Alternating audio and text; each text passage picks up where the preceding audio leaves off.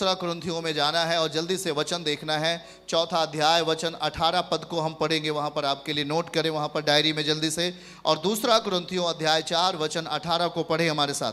वहाँ पर प्रभु आपको क्या कहना चाहता है देखिएगा। और लिखा है वहाँ पर, हम तो देखी हुई वस्तुओं को नहीं, हम तो देखी हुई वस्तुओं को नहीं परंतु अनदेखी वस्तुओं को देखते रहते हैं। आमीन, हालेलुया। साथ में हैं आप लोग? बोलिए, हम तो देखी हुई वस्तुओं को नहीं परंतु अनदेखी वस्तुएं जो दिखाई नहीं देती हैं उन्हें हम देखते हैं, क्योंकि देखी हुई वस्तुएं थोड़े दिन की हैं। फिर से, देखी हुई चीजें थोड़े दिन की हैं परंतु अनदेखी वस्तुएं जो दिखाई नहीं देती हैं सदा बनी रहती हैं। हालेलुया। बोलिए, हम इसे अपने विश्वास में शामिल करते हैं। विश्वास का स्तर ऊंचा होगा। हाँ, लिखा क्या है कि अब हम तो देखी हुई वस्तुओं को नहीं परंतु, हम तो देखी हुई वस्तुओं को नहीं परंतु अनदेखी वस्तुओं को देखते रहते हैं। पड़ोसी को बोलना है, जो नहीं दिखता हम उससे देखते हैं। ऐसी कौन सी ताकत आ गई आप में भैया, बताइए। जो चीज आपको दिखाई नहीं देती आप उस पर विश्वास करते हो, ऐसी कौन सी ताकत आपके अंदर आ गई? हाँ, देखिए प्रभु क्या समझा रहे हैं। मैंने कहा ना कि अगर उससे जो दिखता नहीं, जो शैतान कहलाता है, जो व्यभिचार से भरा हुआ है, जो पाप से भरा हुआ है, जो कुरूपता से भरा हुआ है और जो निराशाओं को देता है, व्याकुलताओं को देता है और तमाम बुरे कर्म करवाता है शैतान, वो दिखता नहीं है। पर उसे हराने के लिए हमें कौन से वचन को लेना होगा, कौन से उस विश्वास को लेना होगा जिससे कि शैतान के कामों का क्या होगा, नाश हो। लिखा है कि हम तो देखी हुई वस्तुओं को नहीं। ओके, हाँ, उदाहरण के लिए ये बाइबल है, पवित्र शास्त्र है, आपको दिखाई दे रही है? हाँ, इसे आप देख रहे हैं ना? सुनना, कुछ भी चीजें हैं, हम हैं, आप है, जो भी कुछ दिखाई दे रहा है वो अभी है, कल फिनिश, खत्म हो जाएगा कि नहीं? पर जो वस्तुएं दिखाई नहीं देती हैं वो हमारे विश्वास से जुड़ी हैं। आमीन। वो हमारे किससे जुड़ी हैं? तेजी में बोल के बताइए भाई। हाँ, जो दिखाई नहीं देती हैं वो किससे जुड़ी हैं? हाँ, इस बात को समझते रहिए। अगर कोई पूछ ले आपका विश्वास किस पर है, हम बोल देंगे भाई हमारा विश्वास उस पर है जो दिखाई तो नहीं देता पर वचन में है। आमीन, आमीन। समझ रहे क्या है आप?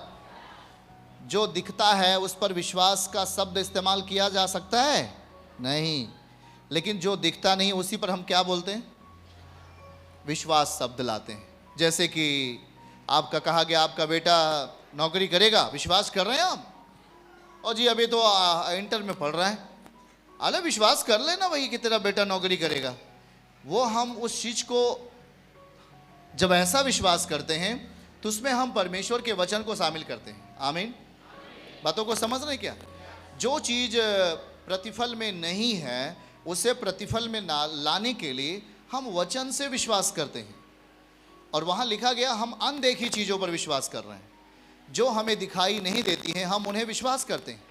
परमेश्वर दिखता तो नहीं है पर हम उस पर विश्वास करते हैं। परमेश्वर का कार्य भाई दिखता नहीं है पर हम उस पर विश्वास कर रहे हैं, क्योंकि हमारे लिए परिणाम की दशा दी गई है। आमीन।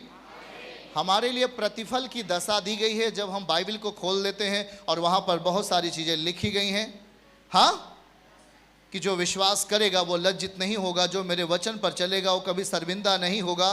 तो वचन एक तथ्य है, वचन एक बल है जो हमें सौंपा जाता है आगामी परिस्थितियों को सही करने के लिए। हाथ उठाकर, आगामी भविष्य की परिस्थितियों को सही करने के लिए, प्रतिफल में लाने के लिए, देखने के लिए हमें सौंपा जाता है वचन का विश्वास।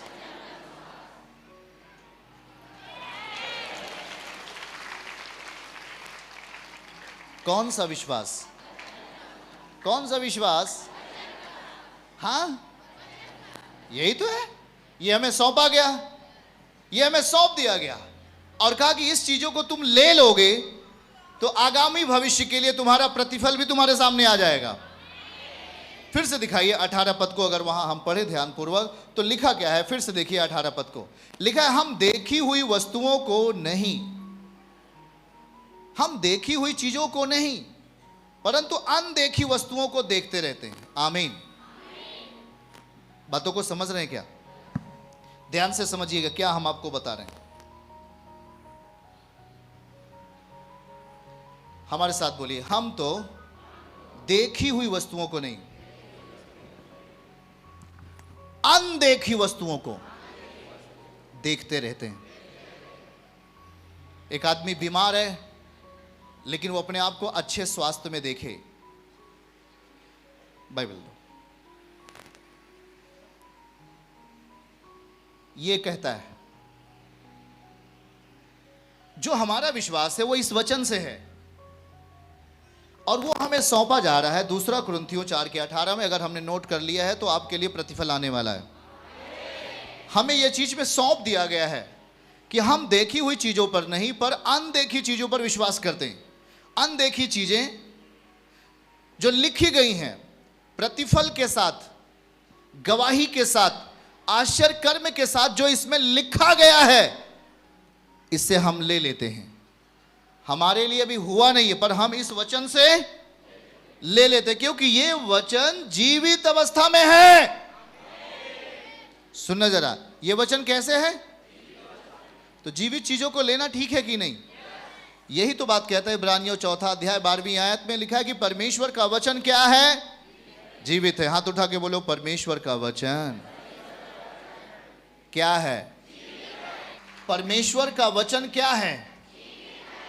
अब जीवित है, ये चीज वहां लिखा है और ये पवित्र शास्त्र में समझा रहा है उसका वचन जीवित है। और फिर हमें कहा जा रहा है कि हम देखी हुई चीजों पर विश्वास, हम एक प्रतिफल पाने के लिए उसके पास हैं। सही है? हम एक आशीर्वाद प्राप्त करने के लिए यीशु ने हमें बुलाया। हाँ या ना? हमारे शरीर की छुटकारे की ज़रूरत है या हमारे परिवार में शांति की ज़रूरत है, हमारे बेटे बेटियों में पवित्रताई की ज़रूरत है, जो भी ज़रूरत है आपके फैमिली के लिए, वो सारी ज़रूरतें आपके वचन के भीतर हैं। कहाँ पे हैं बोल के बताना है? वचन के अंदर।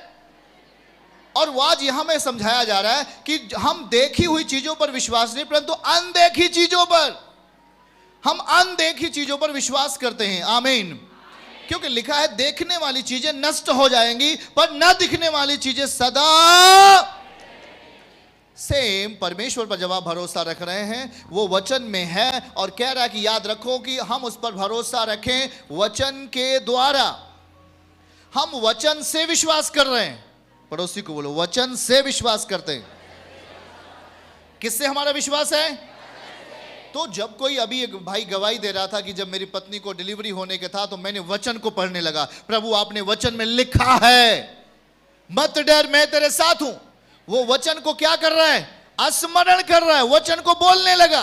कुछ भी आपको पता है वचन, कहीं का भी बाइबल में कहीं का वचन आपको मालूम है, बोलना जरूर उसे। किसी भी कठिन परिस्थितियों में कोई बीमार है, अगर आप उसके लिए प्रार्थना भी कर रहे हो तो वचन जरूर बोल दो। मुंह से वचन जब आप बोल रहे होते हैं तो आप ना दिखने वाली परिस्थिति को दिखने वाली परिस्थिति में तैयार कर रहे हैं। ना दिखने वाली परिस्थिति को दिखने वाली परिस्थिति में क्या कर रहे हैं आप? ओ जी अभी बीमारी है, रोग है, समस्या है, दुर्बलता है, लेकिन रुको तो पहले वचन का विश्वास लेना है। और जब आप वचन का विश्वास लेते हैं तो कुछ ही दिनों के बाद या जल्द ही या अगली सुबह ही आपके पास एक गवाही होती है। क्या हुआ? आपने उन चीजों पर विश्वास कर लिया है जो आपके जीवन में नहीं था पर अब होने वाला है या अब आने वाला है। यही तो है वचन का विश्वास। इसलिए कहा जाता है आपके पास वचन होना चाहिए। पड़ोसी को बोलो, आपके पास वचन होना चाहिए। क्या होना चाहिए? क्या होना चाहिए? तो हमें इस बात को समझना है कि नहीं? प्रभु ने कहा मत डर। प्रभु ने क्या कहा? प्रभु ने क्या कहा? क्या आप इसे सीख पा रहे हैं कि नहीं? प्रभु ने हमें क्या कहा? बीमारी से रोग से, समस्या से मत डर।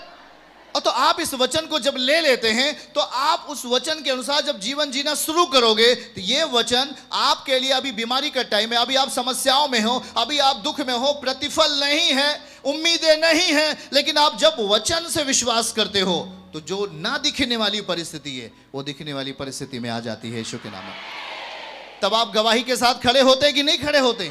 ओ जी क्या बताऊं, अभी तो मेरे जीवन में कुछ हुआ ही नहीं, पर हाँ मैंने जब विश्वास कर लिया तो मैं भी गवाही के साथ खड़ा हो गया। हमने विश्वास कर लिया कि मेरे बेटे के जीवन में ये होगा, और वो हो गया क्योंकि मैंने वचन से विश्वास किया।